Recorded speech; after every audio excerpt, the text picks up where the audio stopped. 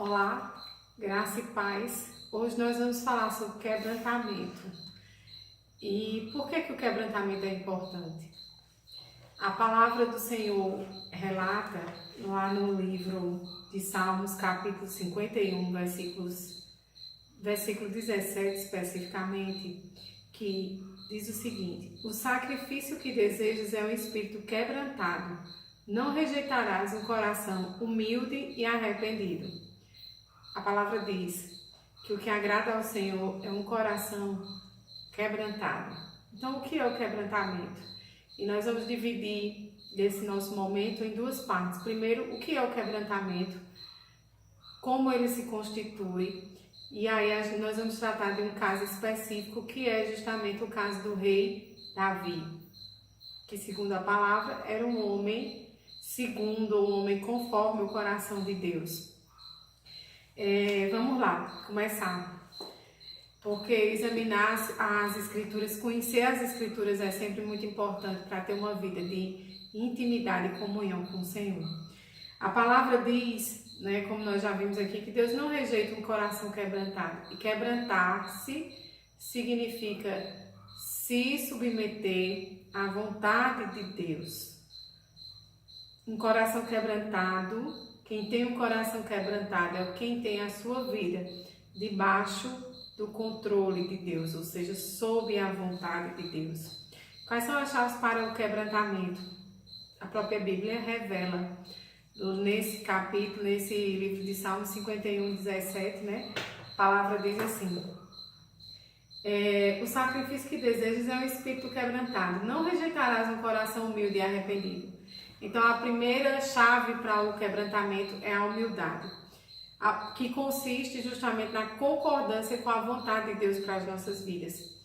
Uma pessoa humilde não é uma pessoa pobre, não é uma pessoa simples. Uma pessoa humilde é uma pessoa que concorda com os propósitos de Deus para a sua vida.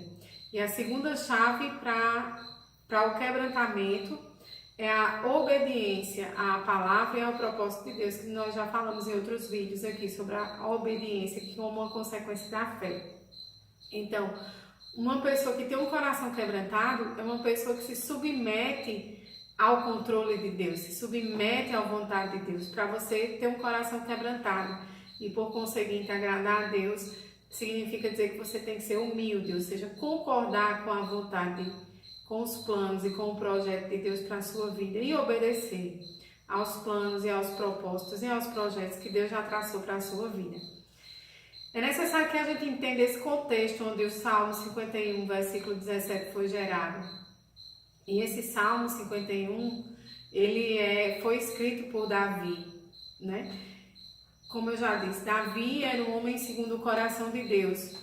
E a prova disso é tanta que Deus fez com que Jesus Cristo ele fosse descendente de Davi, Então, nosso Salvador, nosso Redentor Jesus Cristo, ele é descendente do ponto de vista humano, ele é descendente de Davi, justamente porque Davi foi o rei que Deus escolheu para unificar as tribos de Israel e era um homem segundo o coração de Deus, Está escrito na palavra.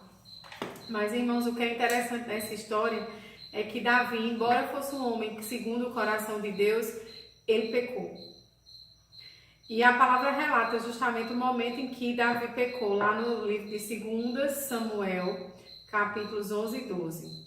Davi era um homem de guerra, Era um homem que, quando ele ia para a frente de batalha, ele ganhava todas as vitórias. Deus sempre ia adiante de Davi, não deixava Davi perder nenhuma vitória. Mas o que aconteceu com Davi? Em um determinado dia, Davi não foi para a batalha, Davi organizou o exército, Davi mandou os homens para a batalha, com os melhores generais, que compunham o exército de Israel. Mas Davi não foi, Davi ficou no palácio. E Davi estava passeando pelos terraços do palácio, quando olhou para uma determinada fonte de água, viu que lá nessa fonte de água tinha uma mulher muito bonita se banhando, e Davi cobiçou aquela mulher. Mandou verificar quem era a mulher, e mandou trazer a mulher para ter uma conversa com ele. E a mulher em questão era Betseba, esposa de Urias, mulher de Urias, casada com Urias. E Urias era um guerreiro, do exército de Davi. E Davi cobiçou aquela mulher e teve relações ilícitas, né, relações sexuais ilícitas com aquela mulher, mesmo sabendo que ela era casada. Então, quando Davi agiu assim, ele cometeu o pecado do adultério. E o que é que acontece? Ele mandou Betseba para casa depois, mas Betseba ficou grávida dele e mandou avisar a Davi que estava grávida, né? E quando Davi tomou conhecimento disso, o que foi que Davi fez? Qual foi a primeira reação de Davi? Foi encobrir o pecado. E aí Davi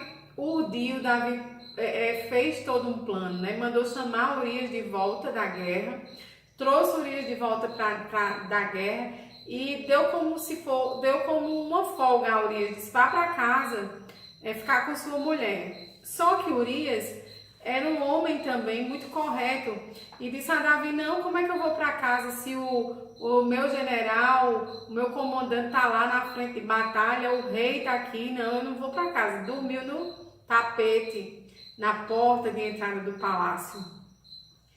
Davi, quando soube que Urias não tinha ido para casa, imediatamente concebeu um novo plano. Qual foi o plano? Chamou Urias para um banquete, deu um banquete, embriagou Urias e disse: vá para casa. Só que Urias não foi. Urias ficou de novo na porta do palácio, dormiu na porta do palácio.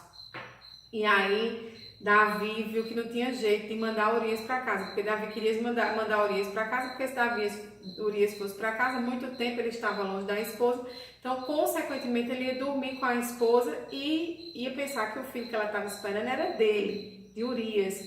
Ou seja, Davi queria encobrir o pecado dele.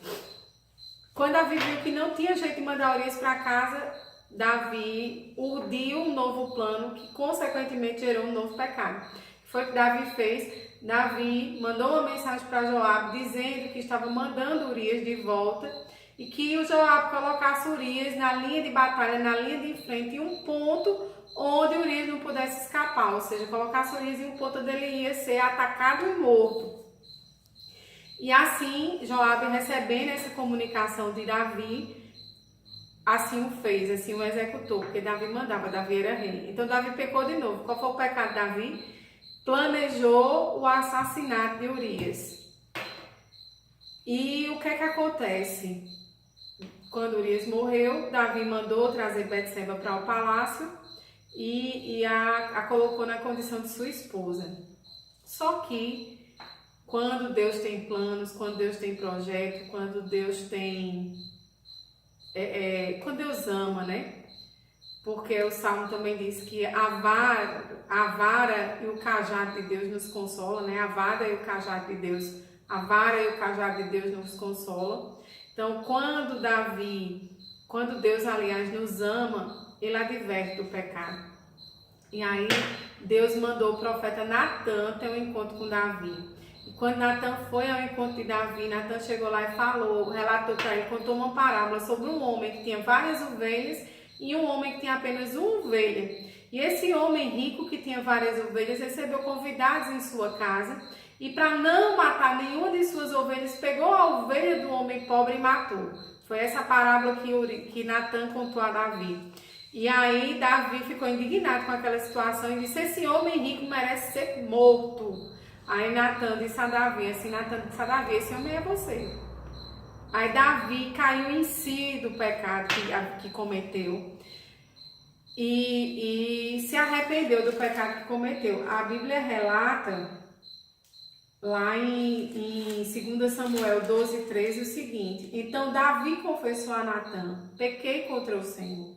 Natan respondeu: sim, mas o Senhor o perdoou e você não morrerá por causa do seu pecado. Contudo, uma vez que você demonstrou o mais absoluto desprezo pela palavra do Senhor, ao agir desse modo, seu filho morrerá. Então, Deus aqui, o que foi que Natan disse a Davi? Davi reconheceu o pecado, confessou o pecado. Natan disse: você não vai morrer por causa do pecado. Deus vai lhe perdoar. Mas uma vez que você não considerou, desobedeceu a palavra de Deus, o filho que Betseba está esperando, ele vai morrer. E assim sucedeu, né? E Deus trouxe a espada sobre a casa de Davi, fruto da própria descendência de Davi, levantou o seu filho, Deus fez com que Absalão se levantasse contra Davi. Mas como Deus amava muito Davi, Davi se consertou perante a presença do Senhor, Deus não deixou Absalão ter vitória. Qual é a experiência que a gente tira da palavra de Deus, desse relato da história de Davi, que era um homem segundo o coração de Deus? Primeira coisa, irmãos, todos nós estamos sujeitos a pecar, né? O pecado, a partir do momento em que Adão e Eva desobedeceram a Deus lá no Jardim do Éden, o pecado passou a ser uma ameaça constante na vida do ser humano. E em decorrência disso, em decorrência do pecado ser uma ameaça constante na vida do ser humano, nós temos que estar constantemente nos avaliando, nos autoavaliando, né? Ter um coração quebrantado significa ter um coração submisso à vontade de Deus.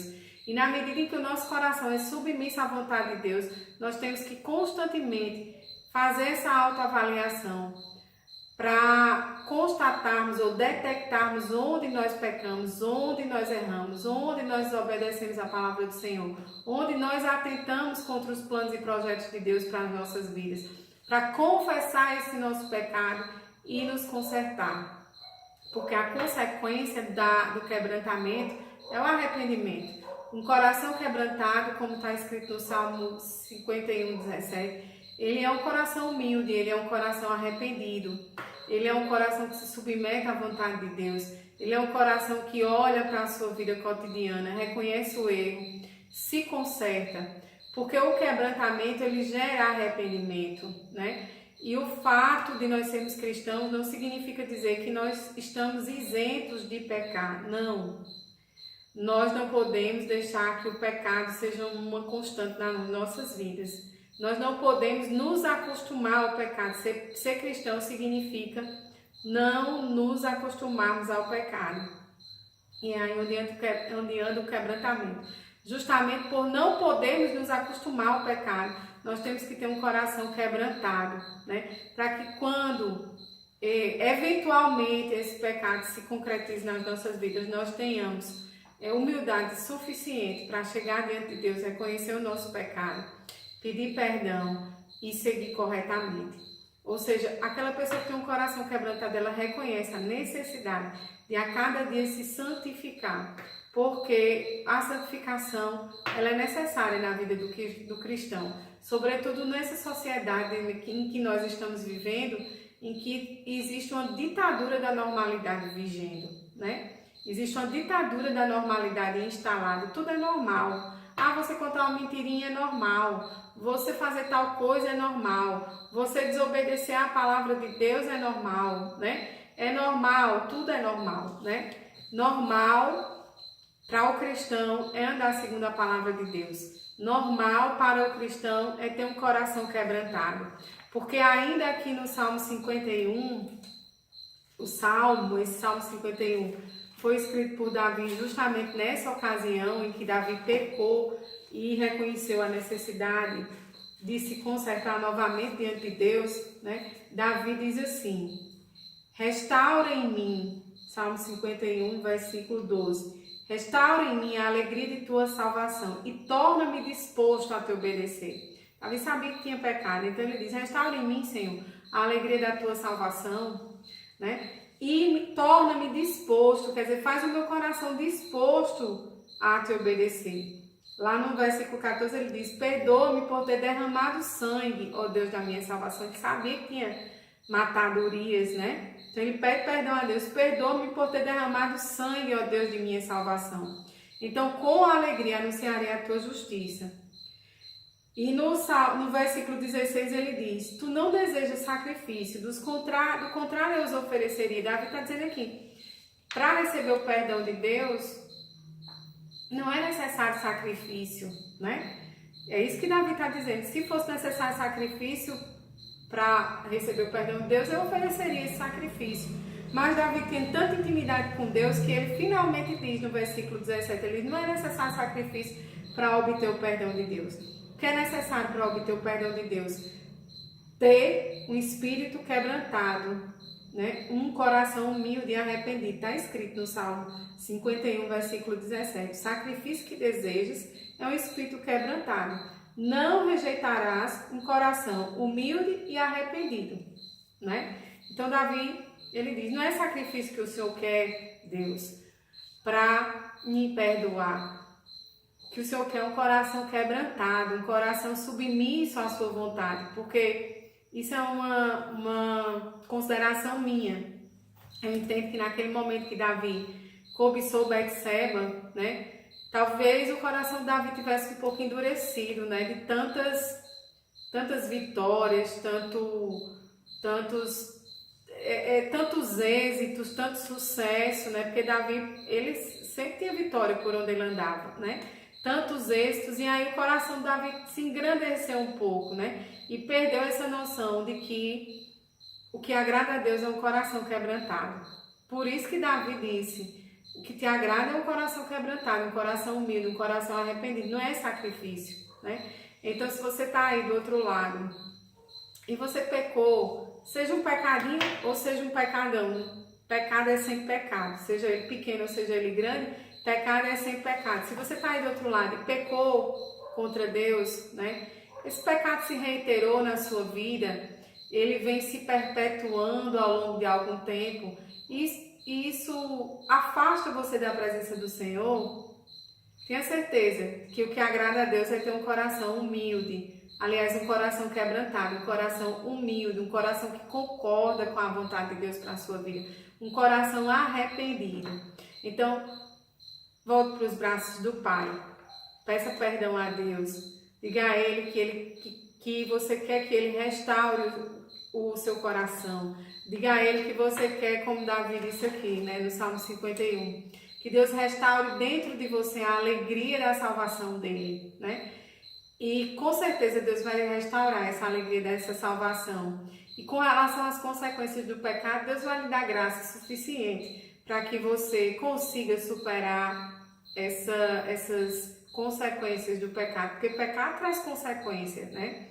E Deus vai lhe dar graça suficiente para fazer com que você consiga superar as consequências do seu pecado e volte para o braço do Pai, para o refúgio, para o amparo, para o seguro, para a fortaleza, para o consolo de Deus, né? Onde nós sempre encontramos alegria e alegria na presença do Senhor.